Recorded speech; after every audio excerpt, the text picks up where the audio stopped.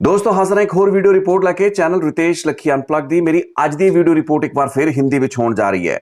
हिंदी में video report बनाने का एक बड़ा कारण है कि मैं चाहता हूं कि रिपोर्ट ज्यादा लोगों तक पहुंचे, खास करके गैर पंजाबी मूल के लोग भी समझ पाए, क्योंकि आज की इस रिपोर्ट का विषय है Sutlej Yamuna link canal, SYL नहर, जिसका निर्माण पिछले 4.5 दशक लगभग 45-46 सालों से लटका हुआ है। इंटर स्टेट वाटर डिस्प्यूट, देश में जितने भी बड़े अंतर राज्यीय जल विवाद हैं उनमें से सबसे ज्वलंत यह विषय रहा है और पिछले 6.5 दशक में इसका कोई भी हल केंद्र और राज्यों की सरकारें, पंजाब और हरियाणा राज्य जिनके आपस के बीच का यह विवाद है, इसका हल नहीं निकाल पाई हैं। हाल ही के दिनों में सुप्रीम कोर्ट का एक निर्देश आया कि एसवाईएल नहर का सर्वे दोबारा करवाया जाए और फिजिबिलिटी और वायबिलिटी को चेक किया जाए। केंद्र सरकार इस बारे में पहलकदमी करे। इससे पहले केंद्र सरकार की पंजाब और हरियाणा की सरकारों में मध्यस्थता करने की कोशिशें नाकामयाब रही हैं। मैं आपको यह बता दूं कि पिछले 22 साल में 3 ऐसे बड़े फैसले आए हैं, जिनमें से कि 2 क्लियर फैसले रहे हैं, जिसमें एसवाईएल नहर के निर्माण को सुप्रीम कोर्ट ने सही बताया है। रावी और ब्यास दरियाओं का पानी, उसके वितरण का वो फॉर्मूला जिस तहत हरियाणा को 3.5 मिलियन एकड़ फीट पानी दिया जाना है और उसमें से ज्यादातर हिस्सा इसी एसवाईएल नहर के जरिए फ्लो होकर हरियाणा के दक्षिणी इलाकों में जाना है, उस हिस्से को लेकर सुप्रीम कोर्ट ने फैसले हरियाणा के पक्ष में सुनाए हैं। सबसे पहला फैसला आज से 22 साल पहले जनवरी 15, 2002 को आया था और उसके बाद 2016 में और हाल ही के दिनों में जितने भी सब्सिक्वेंट सुप्रीम कोर्ट के फैसले आए हैं वो हरियाणा के पक्ष में रहे हैं, पंजाब के पक्ष में नहीं रहे हैं। लेकिन आज की इस रिपोर्ट में मैं चर्चा करूंगा उस विश्वासघात और कुठाराघात की जो कि पंजाब के राजनेताओं ने ही पंजाब से किया। पंजाब के इंट्रा पॉलिटिकल स्फीयर लेवल पे, यानी कि विद इन पंजाब की राजनीतिक पार्टियों में किस तरीके की राजनीति रही है और कौन से वो क्रिटिकल पॉइंट रहे जब पंजाब के हुकूकों, पंजाब के हितों, पंजाब के इंटरेस्ट के खिलाफ पंजाब के ही राजनेताओं ने फैसले लिए। वही फैसले जो कि आज भी पंजाब पर भारी पड़ रहे हैं। जिसे हिंदी में कहा जाता है कि लम्हों ने खता की, सदियों ने सजा पाई, वही कमोवेश स्थिति एसवाईएल नहर के निर्माण और जल वितरण विवाद के संदर्भ में पंजाब पर फिट बैठती है। एसवाईएल निर्माण से जुड़ा हुआ पंजाब का इतिहास कहानी है उस त्रासदी की, उस राजनीतिक त्रासदी की जिसके तहत पंजाब के राजनेताओं ने पंजाब के हकों, पंजाब के हुकूकों, पंजाब के हितों को कॉम्प्रोमाइज होने दिया। अपनी आंखों के सामने पंजाब के साथ जो दगा हो रहा था, जिस तरीके का जोर जबरदस्ती केंद्र द्वारा की जा रही थी, उसको अपनी आंखों के सामने होता हुआ देखा गया और अपने व्यक्तिगत और राजनीतिक मुफादों के चलते उन सभी चीजों को बर्दाश्त किया, जिसके बाद स्थिति आज ये आ चुकी है कि उन्हीं नेताओं की अगली पीढ़ियां, मैं उन बड़े स्टॉलवर्ट मुख्यमंत्रियों की बात कर रहा हूं, बड़े दिग्गज नेताओं की बात कर रहा हूं जो आज बहुत ही सम्माननीय हैं। मैं दरबारा सिंह की बात कर रहा हूं, मैं उससे पहले प्रकाश सिंह बादल की बात कर रहा हूं, मैं ज्ञानी जैल सिंह की बात कर रहा हूं। ये वो 3 नेता हैं जिनकी आज की इस रिपोर्ट, यानी कि मेरी 2 पार्ट की सीरीज रहेगी। पहले पार्ट में मैं आज इन 3 नेताओं जो कि 3 अलग अलग समयों पर मुख्यमंत्री रहे, 1972 से लेकर 1983-84 के समय तक, ये 3 मुख्यमंत्री पंजाब के ऐसे मुख्यमंत्री थे जिनकी आंखों के सामने पंजाब के पानियों के वितरण को लेकर ऐसे समझौते हुए जो कि बाद में सुप्रीम कोर्ट के लेवल तक भी लड़कर, कानूनी मुकदमे लड़कर भी पंजाब जीत नहीं पाया। सो ऐसे फॉल्टी समझौते क्या थे, ये जल वितरण विवाद क्या था, एसवाईएल के निर्माण की आवश्यकता क्यों पड़ी, हरियाणा कहां गलत था और पंजाब के नेताओं ने विश्वासघात कैसे किया, आज की रिपोर्ट उस पर आधारित है। मेरा पहला पार्ट है। सो आज शुरुआत करते हैं कि सबसे पहले एसवाईएल निर्माण क्यों होना था। एक नहर जो कि लगभग 211 या 12 किलोमीटर लंबी नहर थी, एक कैनाल था जिसे किरतपुर से, पंजाब के किरतपुर से लेकर दक्षिणी हरियाणा के इलाकों तक जाना था और रावी और ब्यास जो दरिया हैं, नदियां हैं जो पंजाब की, जो कि विभाजन के बाद भारत में आती हैं, उन नदियों के पानी में से हरियाणा के 3.5 मिलियन एकड़ फीट जो उसका शेयर बनता था या नहीं बनता था एक विवादित विषय है, लेकिन उस 3.5 मिलियन एकड़ फीट पानी को हरियाणा तक पहुंचाने का काम एसवाईएल को करना था। एसवाईएल नहर का ज्यादातर हिस्सा यानी कि 120 किलोमीटर के लगभग पंजाब का स्ट्रेच 30 जून 1978 तक बनकर तैयार होना था और इसी तरीके से हरियाणा के हिस्से आने वाला लगभग 92 किलोमीटर भी इसी तारीख तक बनना था, लेकिन डिफॉल्ट हुए। हरियाणा ने अपने हिस्से का ज्यादातर निर्माण 1980 तक पूरा कर लिया था, लेकिन पंजाब में उस वक्त अलगाववाद का भी समय था। ऐसी घटनाएं हुई जबकि एसवाईएल पर काम कर रहे मजदूरों और इंजीनियर्स की हत्याएं की गई, निर्माण कार्य रुक गया, पॉलिटिकल पार्टीज के स्टैंड बदल गए। तो आज हम समझते हैं कि यह शुरुआत कहां से होती है। सबसे पहले एसवाईएल नहर को समझने के लिए जरूरी है कि हम यह समझें कि जल वितरण का फॉर्मूला क्या है, और बहुत सिंपल शब्दों में मैं आपको समझाऊंगा कि पूरा का पूरा फॉर्मूला क्या रहा है। 1960 में इंडस वाटर ट्रीटी यानी कि सिंधु जल संधि होती है, जिसके तहत विभाजन के बाद जो 3 दरिया, पंजाब 5 दरियाओं की धरती थी, पंजाब, जिसमें चेनाब, झेलम, रावी, ब्यास और सतलुज, ये 5 दरिया थे। विभाजन के बाद 2 दरिया यानी कि झेलम और चेनाब पाकिस्तान में चले जाते हैं और रावी, ब्यास और सतलुज का ज्यादा हिस्सा भारत में यानी कि भारतीय पंजाब में आता है। जो इंडस वाटर ट्रीटी थी उसके मुताबिक मार्च 1971 के बाद रावी और ब्यास, ये जो 2 दरिया थे, इनका जो पानी था उस पर एक अनरिस्ट्रिक्टेड कंट्रोल और उसके इस्तेमाल का जो अधिकार था वो भारत के पास यानी कि पंजाब के पास होना था। सिंधु जल संधि 1960 में साइन की गई थी, जिस वक्त पंजाब एक संयुक्त पंजाब था। पंजाब, राजस्थान और जम्मू कश्मीर के 3 हिस्सों में उस 16.25 मिलियन एकड़ फीट के पानी को बांटा गया। राजस्थान के हिस्से 8 मिलियन एकड़ फीट सबसे बड़ा हिस्सा आया और पंजाब के हिस्से आया लगभग 7.25 से 7.5 मिलियन एकड़ फीट। 0.65 मिलियन एकड़ फीट जम्मू कश्मीर राज्य के हिस्से आया। ये इंडस वाटर ट्रीटी के तहत का विभाजन था। लेकिन इसके बाद 1966 में पुनर्गठन होता है, जिसके बाद पंजाब रीऑर्गेनाइजेशन एक्ट पारित किया जाता है और इस पुनर्गठन के तहत पंजाब, जो कॉम्पोजिट पंजाब था, विभाजन के बाद का बड़ा पंजाब था, वो ट्राइफरकेट करके 3 राज्यों में विभाजित हुआ। इस ट्राइफरकेशन के बाद इस जल वितरण की कॉम्पोजिशन भी बदली। 1960 के इंडस रिवर ट्रीटी के मुताबिक 16.25 मिलियन एकड़ फीट फ्लो था 1921 से 1945 के बीच। ये उस वक्त का पैमाना था, लेकिन जो अगली असेसमेंट आई वो 1921 से 1960 के बीच की असेसमेंट थी, जिसमें ये जो इन दरियाओं से फ्लो होने वाला पानी था वो बढ़कर 20 मिलियन एकड़ फीट पहुंच गया था। पंजाब के पुनर्गठन के बाद, ट्राइफरकेशन होने के बाद, पानी के विभाजन के फॉर्मूले को भी बदलना था। 1966 में पंजाब रीऑर्गेनाइजेशन का एक्ट पारित किया जाता है और उसका विवादित क्लॉज 78 और 79, ये वो क्लॉज हैं जिसके तहत नेचुरल रिसोर्सेज के आवंटन की बात कही गई थी और यही वो क्लॉजेस हैं जिनको आखिरी वक्त तक, इवन आज के समय तक भी सुप्रीम कोर्ट में चुनौतियां पंजाब देता आया है। पंजाब पुनर्गठन एक्ट 1966 में पारित होने, पंजाब और हरियाणा के अलग अलग राज्यों के बनने के 10 साल बाद उस घटनाक्रम की शुरुआत होती है जो कि जल वितरण संधियों, समझौतों और विवादों से जुड़ा हुआ घटनाक्रम था। और आने वाले 1976 से लेकर 1982 तक के साल बहुत ही क्रिटिकल, ये 6-7 साल इतने क्रिटिकल साल है और आज की रिपोर्ट का फोकस यही 6-7 साल है। यहां पर हमें ध्यान से समझना पड़ेगा कि जल वितरण का जो फॉर्मूला, जो कि इंडस वाटर रिवर ट्रीटी के हिसाब से तय हुआ था, उसमें बदलाव आ चुका था, क्योंकि पानी जो था यानी कि दरियाओं से बह रहा पानी, उसकी असेसमेंट, उसकी जो क्वांटिटी थी वो बढ़ चुकी थी, 20 पॉइंट कुछ मिलियन एकड़ फीट हो गई थी। इनमें से 3-3.5 मिलियन एकड़ फीट को वेस्ट पानी के रूप में अगर फैक्टर आउट कर दिया जाता या किया गया, उसके बाद तकरीबन यानी कि 17 मिलियन एकड़ फीट के आसपास वो पानी का हिस्सा था जिसको आपस में इन राज्यों में आवंटित किया जाना था। राजस्थान को मिलने वाला उसका 8 मिलियन एकड़ फीट बरकरार रहा। जम्मू कश्मीर को 0.65 मिलियन एकड़ फीट मिलना था, वो भी मिलता रहा। दिल्ली को 0.2 मिलियन एकड़ फीट दे दिया गया।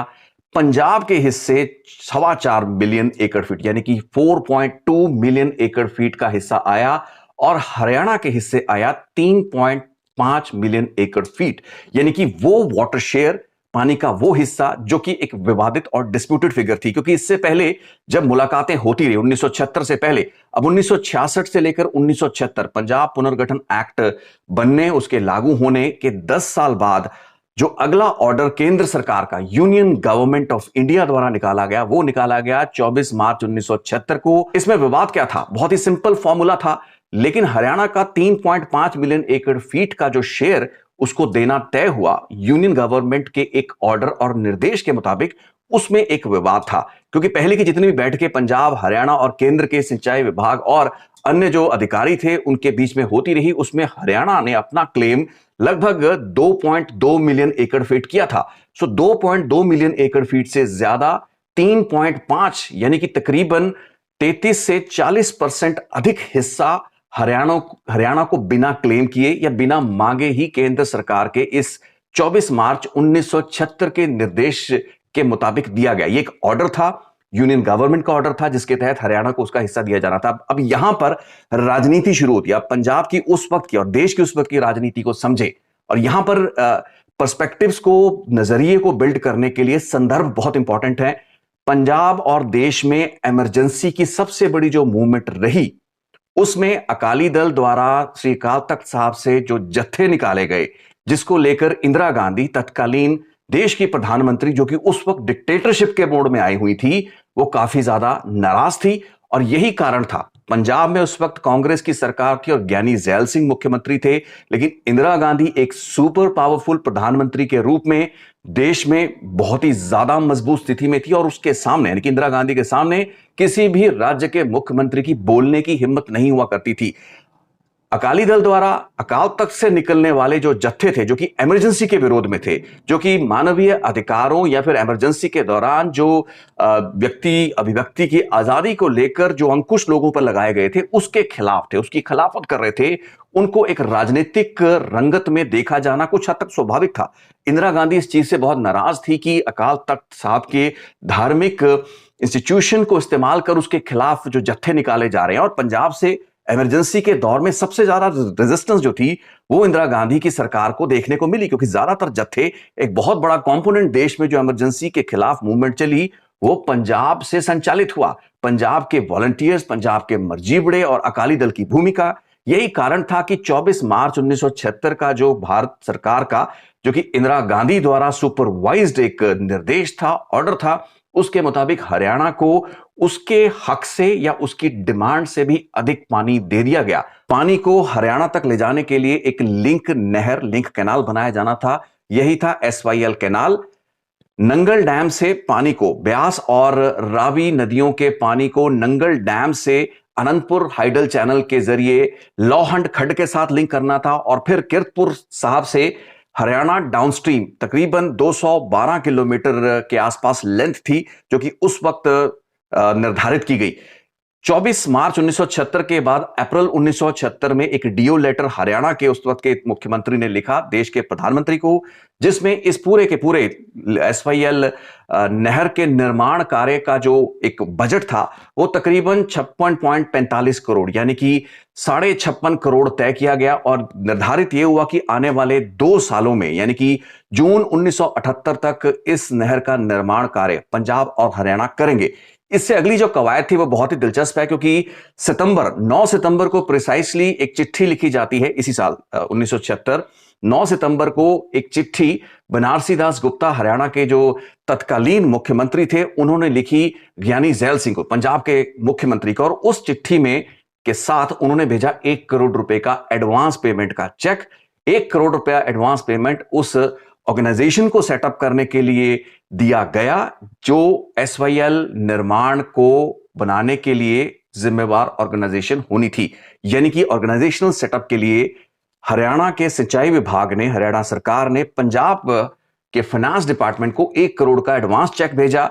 इसका जवाब ज्ञानी जैल सिंह देते हैं एक चिट्ठी के जरिए, जिसमें उन्होंने यह जिक्र किया कि आपने जो 1 करोड़ रुपया दिया है, हमारे और आपके अधिकारी आपस में मिलकर बैठेंगे, इस पर चर्चा करेंगे और किस तरीके से इस नहर का निर्माण किया जाना है, उसकी और जो निटिग्रिटीज हैं उसको हम एग्जामिन करेंगे।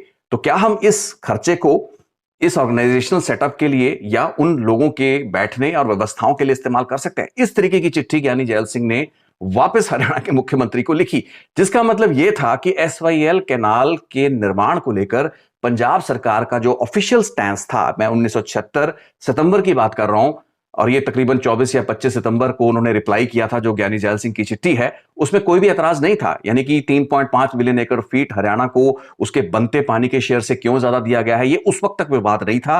उल्टा एसवाईएल निर्माण को लेकर जो भी फॉर्मेलिटीज थी उसको कैसे उसकी रूपरेखा तय की जाए, इस बात पर विचार करने के लिए पंजाब सरकार तैयार थी।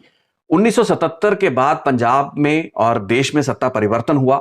देश में मोरारजी देसाई प्रधानमंत्री बने, पंजाब में प्रकाश सिंह बादल प्रधानमंत्री बने, हरियाणा में चौधरी देवीलाल बन गए। स्थितियां बदल गई, पॉलिटिकल पार्टीज बन गई, लेकिन इस पोजीशन यानी कि पानी के वितरण के इस विवाद और एसवाईएल कैनाल के निर्माण को लेकर कुछ ज्यादा परिस्थितियों में बदलाव फिर भी नहीं आया। प्रकाश सिंह बादल, जो कि अब इस दुनिया में नहीं है, उनके विरोधी कई किस्म के इल्जाम उन पर लगाते रहे। चौटाला परिवार या फिर देवीलाल के साथ उनकी मित्रता और घनिष्ठता को उन्होंने पंजाब के हितों पर कॉम्प्रोमाइज करके निभाया, ये सबसे बड़ा इल्जाम उन पर लगता है। सुखबीर बादल के गुड़गांव में जो होटल्स हैं, ट्राइडेंट और ओबराय होटल्स हैं, वो किस बार्टर या किस डील के तहत बनाए गए, ये कई किस्म के संशय और कई किस्म के राजनीतिक आरोप है। कितने आधारित हैं और कितने निराधार हैं, मैं इसमें नहीं जाऊंगा और ये सब चीजें बात करने का विषय भी नहीं आज। मुद्दा यह है कि उस वक्त हुआ क्या था।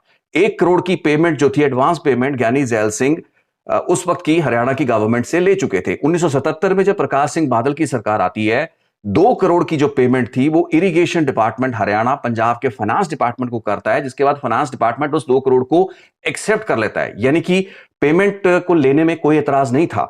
सैद्धांतिक रूप से अकाली दल पंजाब के हितों के लिए लड़ने वाली पार्टी थी, लेकिन जब उसकी सरकार आई, प्रकाश सिंह बादल इस चीज को असेस नहीं कर पाए, समझ नहीं पाए, जानबूझकर अनजान बने या फिर कोई उनके व्यक्तिगत अपने मित्रता के चलते या कोई ऐसे राजनीतिक मुफाद थे जिनके चलते उन्होंने इस तिथि को भी ऑब्जेक्ट नहीं किया। अब इस पॉइंट तक, यानी कि ज्ञानी जैल सिंह की टर्म खत्म हो गई, प्रकाश सिंह बादल की टर्म 77 में शुरू होती है और 1979 तक, 1979 तक इस मामले में कोई भी आधिकारिक और ऑफिशियल पोजीशन पंजाब सरकार ने नहीं ली। दरअसल में हरियाणा के मुख्यमंत्री चौधरी देवीलाल प्रकाश सिंह बादल के व्यक्तिगत स्तर पर एक अच्छे मित्र थे और आइडियोलॉजिकली पार्टियों के बीच में आपस की एक समझ भी थी। वो एक अलग विषय था कि पंजाब और हरियाणा के अस्तित्व को लेकर, उनके वजूद को लेकर और इंटर स्टेट डिस्प्यूट्स को लेकर हमेशा ही ये दोनों पार्टियां, दोनों नेता एक दूसरे के खिलाफ रहे हैं, लेकिन व्यक्तिगत स्तर पर इनकी मित्रता बहुत ही घनिष्ठ थी और यही कारण था कि चौधरी देवीलाल ने प्रकाश सिंह बादल को इस चीज के लिए राजी करवा लिया कि एसवाईएल नहर का निर्माण खुद वो जो नींव रखनी है वो प्रकाश सिंह बादल रखेंगे। और ये अपने आप में बहुत हैरान कर देने वाली बात थी जब इस बात का पता बताया जाता है कि गुरचरण सिंह तोहड़ा को लगा। गुरचरण सिंह तोहड़ा ने प्रकाश सिंह बादल को कहा कि आप क्या कर रहे हैं, इस चीज से पीछे हटिए। इस दौरान चौधरी देवीलाल ने हरियाणा की विधानसभा में ये अनाउंसमेंट भी कर दी और ये प्रॉपर एक फॉर्मल फंक्शन, लगभग इसका आयोजन तय हो चुका था, अनाउंसमेंट्स हो चुकी थी, लेकिन आखिरी वक्त गुरचरण सिंह तोहड़ा के इंटरवेंशन के बाद प्रकाश सिंह बादल इस पोजीशन से पीछे हटे। अब आप स्थिति समझिए, पहले ज्ञानी जैल सिंह तत्कालीन मुख्यमंत्री और उसके बाद प्रकाश सिंह बादल। 1976 से लेकर 1989 तक इन नेताओं ने, इन मुख्यमंत्रियों ने, इन सरकारों ने एसवाईएल नहर के निर्माण पर कोई आपत्ति नहीं की। इसके बाद जब स्थितियां बदली, हालात बदलने शुरू हुए और इस वक्त तक पंजाब के हालात काफी बदल रहे थे। निरंकारी कांड हो चुका था 1978 में और जिसके चलते पंजाब में एक बहुत ही अलग किस्म का जो विरोध हो रहा था, इवन अकाली दल की अपनी सरकार का विरोध हो रहा था, देश में परिस्थितियां बदलने वाली थी। और इस समय एक और बहुत महत्वपूर्ण घटना हुई, वो ये थी कि जब आपस में ये विवाद चल रहा था और जब हरियाणा को ये समझ में आ गया और पंजाब की भी पोजीशन बदलनी शुरू हो चुकी थी, इस फंक्शन से, इस समारोह से तो प्रकाश सिंह बादल पीछे हट गए थे। हरियाणा को यह समझ में आ गया था कि अब शायद पंजाब एसवाईएल पर जो उसने एक लूज और कमजोर स्टैंड ले रखा है ज्ञानी जैल सिंह के समय से, अब उससे वो पीछे हटेगा। ऐसी परिस्थिति में तत्कालीन प्रधानमंत्री मोरारजी देसाई द्वारा 3 मुख्यमंत्रियों, पंजाब, हरियाणा और राजस्थान के मुख्यमंत्रियों के साथ एक बैठक की गई और उस बैठक में माना यह जाता है कि 1978 और 1989 के इन सालों में जब यह बैठक प्रधानमंत्री मोरारजी देसाई ने 3 राज्यों के मुख्यमंत्रियों के साथ बुलाई, जिसमें प्रकाश सिंह बादल और देवीलाल मौजूद थे, उस बैठक में मोरारजी देसाई ने भी यह माना कि राइपेरियन जो प्रिंसिपल है उसके मुताबिक इन दरियाओं के पानी पर, इन नदियों के पानी पर हरियाणा का कोई हक नहीं है, क्योंकि हरियाणा से नदियां गुजरकर जाती नहीं है। अब यहां पर राइपेरियन प्रिंसिपल को समझना मैं बहुत ही सरल शब्दों में आपको समझाऊंगा। ये कोई भारत का कॉन्सेप्ट नहीं है, बल्कि ये अमेरिका का कॉन्सेप्ट है। इंटर स्टेट वाटर डिस्प्यूट के कॉन्टेक्स्ट में अमेरिका के सुप्रीम कोर्ट में बहुत बड़े फैसले आए हैं। राइपेरियन सिद्धांत और प्रिंसिपल बड़ा ही साफ है। एक दरिया जो कि आपकी धरती से होकर गुजरता है, अगर उस धरती या उस राज्य की धरती को वो आबाद करता है और अगर वही पानी उस राज्य की धरती को बर्बाद करने की क्षमता रखता है, यानी कि अगर उफान, तूफान या फिर बाढ़ उस नदी दरिया में आएगी, उसके बाद जो तबाही होगी, जिस धरती पर वो तबाही होगी, जिस राज्य में वो तबाही होगी, उस राज्य का राइपेरियन हक उस पानी पर है। लेकिन वो राज्य जिसकी धरती पर उस दरिया के में तूफान के कारण या बाढ़ के कारण कोई तबाही नहीं होनी है, उस पर उसका हक नहीं होगा। ये राइपेरियन सिद्धांत है। ब्यास और रावी दरिया के पानियों पर इस तरीके से हरियाणा का हक नहीं बनता था। इस चीज को एक्नॉलेज किया पहली बार प्रधानमंत्री मोरारजी देसाई ने, जिसके बाद हरियाणा को इस चीज का अंदाजा हो गया और यही कारण था कि हरियाणा ने सीधा रुख किया सुप्रीम कोर्ट का, यानी कि सर्वोच्च न्यायालय में हरियाणा ने एक अपना मुकदमा डाला। वो जो ऑर्डर था union of India, government of India का 24 मार्च 1976 का निर्देश था, पंजाब पुनर्गठन एक्ट, पंजाब रीऑर्गेनाइजेशन एक्ट का सेक्शन 78, उन चीजों का हवाला देते हुए एसवाईएल नहर के निर्माण और पानी के अपने शेयर पर अपना हक जताने के लिए हरियाणा सुप्रीम कोर्ट जाता है। और पैरेलली इसके साथ ही पंजाब ने भी एक मुकदमा सुप्रीम कोर्ट में दायर कर दिया। 1979 में दोनों सरकारें, पंजाब और हरियाणा, सुप्रीम कोर्ट में जाकर खड़ी हो चुकी थी और मुकदमेबाजी एसवाईएल नहर के खिलाफ या उसके हक में शुरू हो चुकी थी। इसके बाद सत्ता परिवर्तन हुआ पंजाब में, हरियाणा में, और देश की राजनीति में एक और बदलाव। इंदिरा गांधी दोबारा प्रधानमंत्री बन जाती हैं। अकाली दल की सरकार जो कि अपनी टर्म पूरी नहीं कर पाई होती, वो भंग हो जाती है। दूसरी तरफ हरियाणा में परिवर्तन होते हैं। उसके बाद सबसे नाटकीय घटनाक्रम होता है 1981 में, जो कि अपने आप में हैरान कर देने वाला था। पंजाब में कांग्रेस की सरकार बनती है। दरबारा सिंह पंजाब के मुख्यमंत्री चुनाव में जीते हैं। दरबारा सिंह एक कमजोर मुख्यमंत्री होते हैं और इंदिरा गांधी के सामने ठीक उनके प्रेडिसेसर ज्ञानी जैल सिंह, जिनसे उनका वैसे व्यक्तिगत तौर पे 36 का आंकड़ा था, इस वक्त तक ज्ञानी जैल सिंह केंद्र में यूनियन मिनिस्टर बन चुके थे। बाद में वो देश के राष्ट्रपति बने। पंजाब का दुखांत यह रहा कि ज्ञानी जैल सिंह की तरह दरबारा सिंह भी एसवाईएल नहर का निर्माण रोकने या इंटरस्टेट वाटर डिस्प्यूट्स में पंजाब के हितों की रक्षा के नजरिए से एक बेहद कमजोर मुख्यमंत्री साबित हुए इंदिरा गांधी के सामने।